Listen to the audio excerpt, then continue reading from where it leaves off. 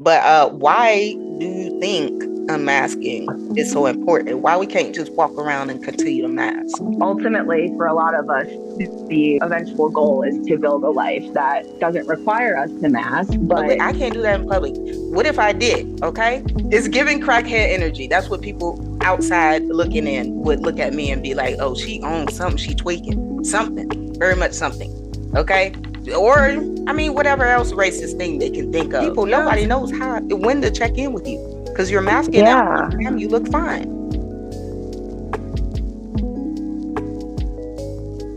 Yes. Good morning, everyone. Good morning, good afternoon, good evening, good afternoon, Lux. Wherever time it is, where y'all are, I need y'all to hit that like button and that subscribe button because I am stressing out, okay? Because I want all the nice equipment, but I don't, it's not in the priority list right now. So y'all hit that like and subscribe button. Watch every single video that I post. That is how you can support me. And today we are going to be talking about unmasking. I know we talked about masking in another video, and we're gonna elaborate on it. Lex actually, I forgot to introduce my friend. This is just Shay and Friends, and today I'm here with my friend Lex. Hi, Mac, I don't know Lex. Okay, she come back every week. back Okay, again. back again. She back again. She gonna keep coming back. Who got a problem? Who? Hmm? You better not. Y'all know I be ready with this. Ready for the skippity pass. Right, give you the skibbity back. So, in our last episode that we did about masking, we talked about masking and about how some autistic people are able to mask or to suppress their autistic traits in social settings, whether it be to blend in and fit in, appear more quote unquote normal or neurotypical, but also for safety to avoid the harm that can come from being noticeably autistic in this ableist society. And so we went over examples of masking, things like suppressing stims, mirroring the people around you, things like exaggerating facial expressions, um, and being hyper vigilant, hyper aware of your surroundings, things like that. And so today we are going to get into unmasking and what that can actually look like. Because I feel like when this topic comes up on social media and like short form content, you're not getting all of the nuance that comes with what it actually means to unmask. Ultimately, for a lot of us, the eventual goal is to build a life that doesn't require us to mask, but society is society. And so that's not always that simple and not always accessible. And a lot of substance missing from the conversations that can fit into like the short form content you'll see on like TikTok or Instagram. So Mm-hmm. that's what we're going to get into. I actually don't see that many videos about masking. I feel like we always see like the beautiful success stories, like the pretty white women with the privilege who have access to all of these resources and support, and they're self-employed or they're making money from the social media, and they have all of these resources, and so they can put out this message, find your people and don't worry about masking. And it But that lacks a lot of the realities of what that would actually look like for people. I came up with some possible barriers that there can be for people to unmask, things like insecure and unstable living arrangements. So maybe you live somewhere where you're not necessarily safe to be yourself around the people for whatever reason. um, Financial insecurity and instability. I mean, look at the unemployment rates for autistic people, and I'm coming to realize that I think a huge reason that a lot of us would struggle with that is because to work public facing jobs, like you kind of have to be able to mask. That's the reality of it. Otherwise, you're not polite, you're not able to do customer service. Like, so you need a flexible work environment. And then things like lack of healthcare, lack of support system, intersectional marginalization.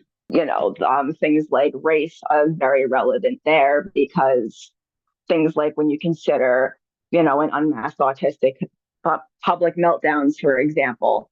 Like race is a relevant factor as far as that goes for the safety element. Definitely is. Definitely is. It's unfortunate, but you probably walking next to each other, you and I, you probably would be safer unmasking out in public than, Oh, you know absolutely. what I'm saying? Because if something happened, for example, maybe I started to feel something over sensitizing me, maybe the lights, the whatever. My instinct, okay, is to have that freak out. Is just go ahead and then I feel better a little bit after that. You can't do that in public. I can't do that in public. What if I did? Okay. It's giving crackhead Mm-hmm. energy for me. It's giving crackhead energy. That's what people outside looking in would look at me and be like, oh, she owns something, she tweaking something, very much something. Okay. Or I mean, whatever else racist thing they can think of. You know what I'm saying? So that does happen. Yeah. I get it. And imagine, my son, I have to walk around public with my son, and y'all know he's like 6'2", 3, I don't know. Okay. Built like a Yeah. no linebacker. He's just huge. Okay. But he's a black man. Okay. So he's not just huge, he's a huge black man. Okay. Mm-hmm. People see him as a threat. A threat. And a lot of y'all can be like, oh, that's not what it is, that he's black or whatever the case may be. But come on. Come on. It's You see a true. huge You, white man walking around, you're gonna, he might not be as threatening. Okay, Hodor even. You know what I'm saying? But he might not yeah. be as threatening as the huge black man, and that's just how it is. That's just how it is. Yeah, that's one of the realities of it, and I think that's important to acknowledge. So that's definitely part of it. And when we'll get more into that, the other barriers that I have is things like if you're in a parent or caregiver role, which I think is very relevant to you, when you have your kids and you have to prioritize their needs, sometimes that can be a barrier in unmasking because if you now are trying to put your own needs first, you know, if you have younger kids, their needs have to be met first. Oh yeah, you're right. I was one thing that I had written down was one of the ways I've been able to unmask lately is just by stating my support needs. Just saying whoever I'm with Yeah. at the time, and for the most part, it's been heaven. Stating my support needs. And this morning it was groceries.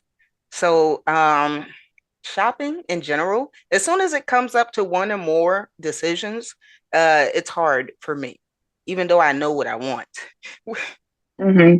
I'm gonna process that later, okay? What I know right now is I have a difficult time. I always have. Going into the store is worse than online shopping, but online shopping is still stressful. Okay. I did my shopping for like 5 days and then finally hit that, buy button, Instacart.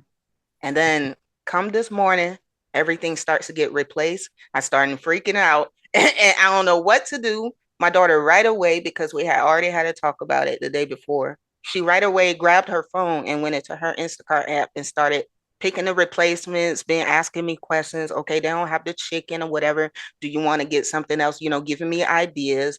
And she was supporting me in that way. She had never done it like that before because I had never asked for help. Okay, because she needed help. She needed help. But I'm Mm-hmm. they're adults now, so I feel more free to be like, I need help now. I need help. Now it kind of Yeah. crazy to just wait until your kids are adults, but I don't know how else to mitigate It's what I it's the reality of it. And that's really why I wanted to do this episode because I completely and wholeheartedly support the general message of encouraging other autistic people to unmask. But like there are these very real barriers for a lot of people if you do not have certain privileges. That's just the reality. Is their privileges to be able to have the resources and the support, whether it's professional support or it's people in your life or enough money that you can afford to outsource things like even using Instacart, DoorDash, things like that can be, you know, it, I actually had that written down, so it's funny you mentioned that from this morning. That can be a way of unmasking and being able to meet your support needs.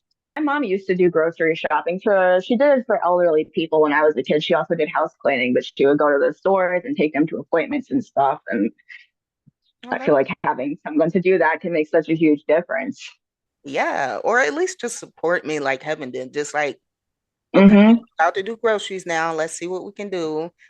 Which is crazy because when I'm sitting down, just like you said, when I'm sitting down showing Stacy how to do his grocery shopping, I'm just fine. Or Mm-hmm. maybe I'm not fine. Maybe I still have anxiety and I'm just like masking to help him. Yeah. Crazy. You go ahead, girl. um, so those are the barriers. And then similarly, I wrote down like some privileges that can help make it accessible, safe, and sustainable to be able to unmask. Things like access to therapy or whatever other professional support resources, supportive friends, family, partner. So, like this morning, the way that Heaven was able to show up for you, like that, is something that worked in your favor. And then things like self employment, because employment is a huge struggle area for autistic adults for a number of reasons. Um, Having a partner or assistant, even an assistant, if not a caregiver, but like an assistant, someone that, helps you remember things, helps you prioritize things, financial security, being able to outsource things like that. And then even things like I've seen some people with service animals or even emotional support animals, like anything that helps keep you regulated. And as we unmask, like our overall functioning is going to change and our support needs are going to reveal themselves. And with that, you have to be equipped for that and the struggles that can come with it. And if you don't have adequate resources and support, that's going to be a problem. Would be awesome. Like if there was some kind of a respite, something for adults. Right, Like definitely. you just watch me adult. You know what I'm saying? Yeah. Okay. So with unmasking, your functioning and overall abilities will change. Your actual support needs are going to reveal themselves, and then with that can come burnout from previously masking and overextending yourself, skill regression, so things that you used to be able to do now all of a sudden you can't. Inability to mask again, which is what I personally encounter a lot. Like now that I'm pretty much completely unmasked, I really, really struggle to put that back on. Um, and then other mental and physical struggles can reveal themselves because when you're masking, you are suppressing your body's cues. And so once you stop doing that and start listening to yourself, it makes sense that any other mental or physical ailments that you've had going on are going to come to the surface. And then, as well as things like identity confusion, an increase in support needs, loss or change in some of your personal relationships. Now that, you're changing as far as people are concerned, even if you're really more so just coming into who you've always been. And you're right about the stuff support needs starting to surface or whatever. That's been happening to me. I've been discovering more and more stuff about myself, that I just need a little more help or I need a minute, you know what I'm saying? And it's just been popping up. I'm like, how come I've never had this issue before? All of a sudden, you know what Yeah. I'm saying? That's what it feels like, just all of a sudden, oh, okay. Now this pops up. You know what I'm saying? And then another Right. day I notice something else. And it's like, where have you been? Why do you think that is? I mean, I would say that because masking, it becomes something ingrained so deep in us to where we're not just masking around other people. Like, in order for us to be able to do that, we do it when we're alone too. So we're hiding our traits from our own selves. So I think that our brain is just like going to overdrive doing it, and we do it when we're alone too. Mm-hmm. Um, I mean, I hear a lot of people say that that happens. Because I really experienced that. Just like walking around, trying to survive, and then all of a sudden I noticed something else about myself. I need more Mm-hmm. support with this. I need support with this. I need support with this. That's why the groceries thing popped up because I've always known that I never really like shopping. Like I never really, Mm-hmm. I still haven't even processed why. I don't like it. I still haven't. But I noticed, I was like, you struggle life with this. You're struggling. You're literally Hmm. struggling. And the more I realized it, the more I struggled. Right. I was like, what the heck? Now that I know that I'm struggling, how come it's not getting better? How come? Right. Yeah, exactly. And that's why, like, I'm not, like, when I thought more about it, I was pretty surprised that this stuff isn't talked about more because you see so much content that's like about masking. This is what masking can look like, but that's as far as it goes, the conversation. Like, Mm, I see a lot of people asking, like, how can I unmask? And then I see people who can't mask saying that they wish they could. And I understand that too, as someone who struggles to put it back on now. Like, mm. you know, it's, but that middle conversation of like, well, what now? Like, I feel like there's not a lot of it. Yeah, no, facts. Just like, what do we do now? Okay, we know what the Yeah. problem is, but there's no simple answer either. Because me doing the research after that podcast episode, I was just like, okay, there's no simple way to do this. And I was trying to do shorts. I could not. I could not. There was no Hmm. way that I could do it in like 60 seconds. Now I couldn't, Yeah. because You then there would can't. still be 1,000 questions. There was, I mean, and there's nothing wrong with questions. It's just like I wouldn't be able to answer those questions either in a 60 Right. seconds. You know what I'm saying? So it Right. was almost impossible. So when you brought up the podcast episode, I was like, great, because we could talk about this quite a few times actually. Quite a Hmm. few times, because there's so much, like you said, nuance, like there's so much that branches out. And then masking is not just a physical thing. So a lot of y'all Yeah. are thinking that we're just hiding physical autistic traits, like stimming, like, I don't know, vocalizing stems, vocal stems, loud vocal stems, like flapping, like all that stuff, rocking back and forth. We're not talking about just that. It's the I can't even explain it. It's like it goes way deeper than that. The other day, I was washing the dishes or something, and then Heaven came in to help, and she turned on the big light. And Oh, normally I wouldn't say nothing. I would just wait till she leave and turn it off. I did not know I was masking right there. Masking. yeah. So now when she turns on the big light, I'm like, ah, and she turned it off quickly. Because that's my reaction. That's what I want to say. Ah, and but Yeah. I quietly just hide it all these years, letting them turn on Hmm. this big light, even though it's hurting my eyes. It hurts. It hurts my eyes. Hmm. I have a migraine at the end of the day just because of it. But I understand Yeah. right there. Even with my son, when my son has a meltdown, he likes to scream it out, and that's fine. You go ahead. But it hurts my ears.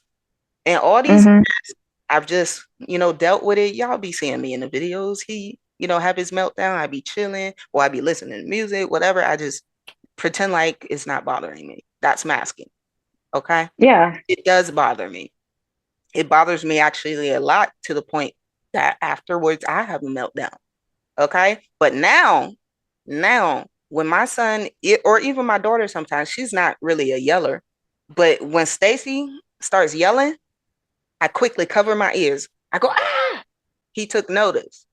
So that Hmm. for me was a step of unmasking right there. There are some, relationships in our lives that will stand the test and, be able to evolve. But the reality is that a lot of the relationships are going to change, or some of them will be lost completely. And that's part of it, unfortunately. And those little ways of like stating your needs, that's really great practice and really great progress. It's because it is the little things like that. A huge part of masking is like the people pleasing element, being super agreeable to being inconvenient, just going along with whatever. And that can be so detrimental. Yeah, that's facts. That's facts. Sitting here just dealing with stuff. And then later on, Hmm. you won't have a meltdown later. Just sitting here. Yeah. I want to ask a question that I think is on most people's minds. Okay, now that we're going over what masking is, what could be the benefits to unmasking, etc. I want to ask you, Lex, and y'all out there, if y'all want to answer, go ahead and put it in the comments. But why do you think unmasking is so important? Why we can't just walk around and continue to mask? Well, I mean, I think it's important to me because I mean, when you're masking, you're not able to be true to your authentic self. Like you are in survival mode 100% of the time. That's the only way masking is sustainable. And I mean, for me, I'm not even at a point where I even have the capacity to mask anymore. I've shared in the previous episode that like in the past I used to like go as far as having to like use substances just to be able to function at work, and mask in the social setting, and stuff like that's not sustainable. And things like burnout. I've spent a lot of time in burnout. Ultimately, it's very detrimental to your mental health. And in order to be able to mask like that, you have to be very disconnected from yourself and able to stuff down everything. And that's bad for you. It serves a purpose. Masking does serve a purpose in this world, but ultimately, like it's a trauma response. So that's not good. We should be allowed to take up space as ourselves. I don't necessarily expect society to just like bend over and cater to 100% all of the time. That's unrealistic, but I think I deserve to be able to live as myself and take up space. And so that's important to me. Yeah, definitely is. And I really have used to think that, I was since I was fine for 40 years, and what's the next, however long I'm gonna live, continuing to mask. And I don't think I want to continue because like Lex said, you got the burnouts, you got the meltdowns. Meltdowns are not supposed to happen every day. Sometimes they do, Right. okay? But having several meltdowns a day or maybe one a day is not, I'm not even going to say normal. It's not, you shouldn't be functioning that way. Okay. These are like, Hmm. you can actually link them to like, not link them, but compare them to a panic attack. Imagine a person having a panic attack a day. Imagine. Hmm. It's not good for your mental health, number one. Okay. It's not good. You shouldn't be doing that every day. So if you're having them every day, like I was, and I was having a few a day sometimes, it would depend. I would have to take several breaks throughout the day just to go and have a meltdown. I wasn't functioning. I say I was functioning, Hmm. but I was not if I was doing all that. Okay, now that I'm unmasking, I am having less meltdowns. I do sometimes go 2, 3 days without one. So I think I'm improving even with that small step of just stating my support needs. So things are improving. Yeah. So I'm taking care of myself more. That's really what it's about. You taking care of yourself. And like you really haven't been if you've been masking Yeah. all your life. There's no Yeah. way you can take care of yourself. Like it takes a lot of mental energy to constantly like just hyper analyze every move I make because that's just the reality of like my mannerisms when I'm not masking is I'm very like it's hard to explain, but my energy it's distracting. It makes other people uncomfortable. It's intense. Like my body's always moving. I'm pacing. I'm rocking. My brain has started to check out and like see it as pointless. Like in terms of like the social acceptance kind of masking, because it's like now I realize that it's a disservice to ourselves. So my brain just doesn't want to do it. Hmm. Like the whole, forcing eye contact when it's painful and forcing myself to be super verbal when I'm not. Just like I can't. I'm like, this is gonna if I'm gonna have a meltdown later because of this, why am I doing this? Yeah. And if you just are yourself around these friends and they care about you, then they is supposed to accept that. So I need to receive it, Shay. I receive it. Okay. Just be myself. And I feel like the people that fall off, they weren't really the friends in the first place. So Yeah. I'm gonna go from there with that information that I just gave to myself and you, okay? Because I feel that way too. I Yeah. said earlier, I have a problem with it too. And some people will push back, but I think that ultimately that is telling of the kind of relationship that you should have with them from there on. If someone is going to keep taking issue with your boundaries, well, It sucks, but you might have to reassess the relationship. Exactly. Exactly. That's what I was gonna say too, girl. That will show you right there who's supposed to be in your life. That will show you Mm-hmm. right there. If you state your boundary and somebody is like, girl, what you talking about? This what we always do. Right there. They not respecting your boundary. Questioning you about Yeah, boundaries or just not even not respecting them and going against at all. That's not the type of people you need in your life. It's not. yeah, I don't exactly. think you should ever think, oh, I have too many boundaries. I've heard people say that. I have too many boundaries, or I've had actually a person say to me. I was like, okay, I didn't know you was counting them, but That's okay. crazy. But if there are too many for you, then kindly go ahead and remove yourself. That's Yeah, especially in our close personal relationships, because, as we've touched on in this episode, the reality of life is that there are certain areas of life where we don't have the luxury of picking and choosing what environment we're in and who we're around. But in our close personal relationships, like those need to be our safe spaces. We need that. That's what helps us manage and navigate the rest of the world. So we definitely need to be only holding space in those kind of relationships for people who will respect our boundaries and be safe people to express our boundaries to in the first place. mm-hmm. So you picking up what you're putting down. Okay. So you're saying that people out in the world, we already have to accept some things that are past our boundaries there. Because there are a lot of times Yeah, where I'm in the store and I just want people to get back, get out my bubble. Okay. But I'm not just gonna be like get back. Because for one, I don't want no problems with nobody outside, no strangers. Okay. So I mm-hmm. just deal with it. I just deal with it, okay, long as they don't touch me. But in your house or in Yeah, a safe space with, I don't know, your sister, your brother, your bestie, whoever, if you can't be comfortable there and be like, hey, bestie, can you get back? If you can't be comfortable there, then what in the world? it is unrealistic for all of us to be able to be completely unmasked all of the time. But I think that reducing the amount of time that we have to spend masking and being able to have spaces and relationships where we can be our full selves, I think that'll make the rest of it easier to navigate. The shitty parts is what might a life that you don't have to mask in look like for you. I have a few examples of like ideas. So, um, maybe like self employment, being able to work in a special interest area. I was able to work with cats or something like that would be so much easier than the reality of like customer service jobs where I'm going to have to mask. So I think my life without masking would look like I would have to be rich basically. Rich basically because I need Yeah. the one thing I struggle with that I don't really talk about much is driving. I need a driver. Yeah. I need a driver or I need enough money to Uber everywhere.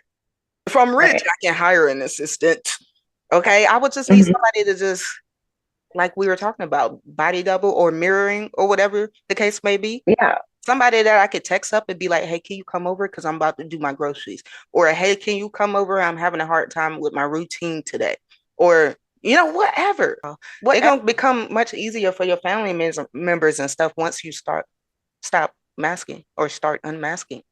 You know what I'm saying? They will see more, like Lex said. Once she started unmasking, like he could tell, boyfriend could tell, Mm-hmm. like, oh, okay, either something is going on or something not going on, but it looked like it, so I'm gonna check. Mm-hmm. Because sometimes with Yeah. the masking, how if family members don't know or people, nobody knows how when to check in with you. Because you're masking at all Yeah. the time, you look fine. You look fine all the time. That's, I feel like people, once they realize what masking is and all that, they still feel like they don't need to do nothing about it. And they just go, mhm. I guess, pretty much just stay how Yeah. they're fine. Yeah.